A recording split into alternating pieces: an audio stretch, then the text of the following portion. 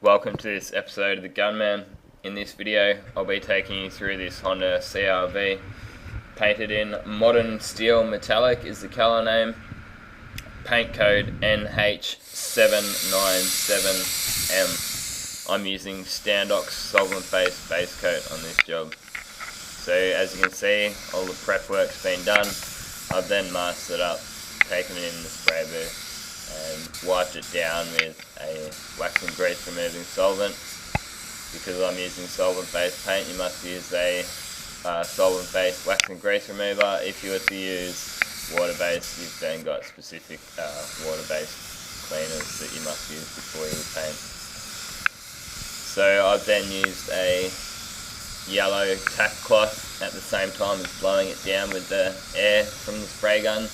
I went over that about 3 to 4 times, wiping over the whole panel just to make sure there's no more bits of dust. You're blowing the dust off and you're also wiping it off with that yellow tack cloth you saw me with at the start. So first coat, as you saw, it's not too heavy.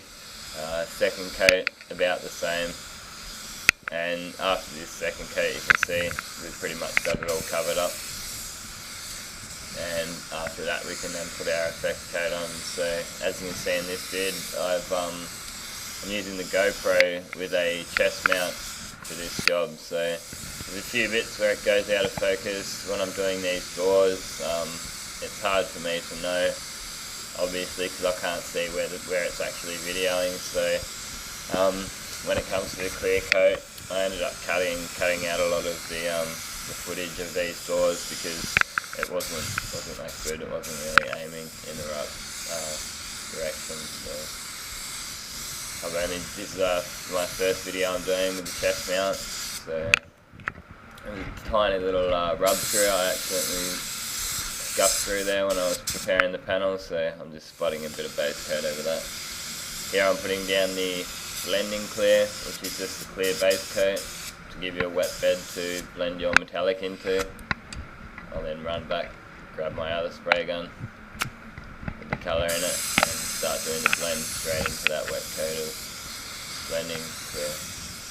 Now this last coat's your effect coat, so you don't need it on too heavy, just medium wet, nice and even, so you don't get the metallic blotchy. So on this job, I'm using the DeWilbur's GTI Pro with the HVLP air cap on it for base coat and also clear coat too. Best settings I've found with the HVLP air cap is open the fluid right up, open the fan right up too, and get the pressure up around 2 bar or 29 psi. If I was using the Transtech cap or the T2 air cap, I would change the settings around a little bit because the HVLP really hammers the paint on like very heavy. So if I was using the T2, I would wind the fluid in about 2.5 turns out. So you wind it right in, then 2.5 turns out, and I'd leave the fan right open and setting of the pressure approximately the same. You might go a touch lower with the T2 air cap, and also alter the way you're actually spraying with the HVLP air cap.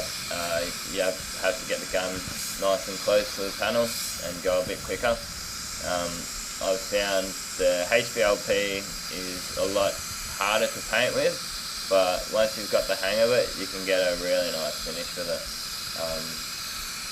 I'd recommend sticking to these settings, and the distance is really what you've got to adhere to. Like, see how close I'm getting that gun to the panel. If you hold the gun too far back, it's not going to atomize good.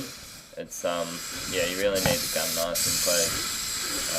You can drop the pressure down, and what ends up happening is that you need to hold the gun further back. And you just end up getting a very orange peely job. So higher pressure, closer gun, and you get a very nice finish, I found. I never used to know how to use the HVLP properly, and I got given some wrong information, so I never used to use it until a paint rep actually came out. He came in the spray booth with me and he said, "Nah mate, you're doing that wrong. This is how you want to be painting. Get the gun nice and close, pressure up to 2 bar."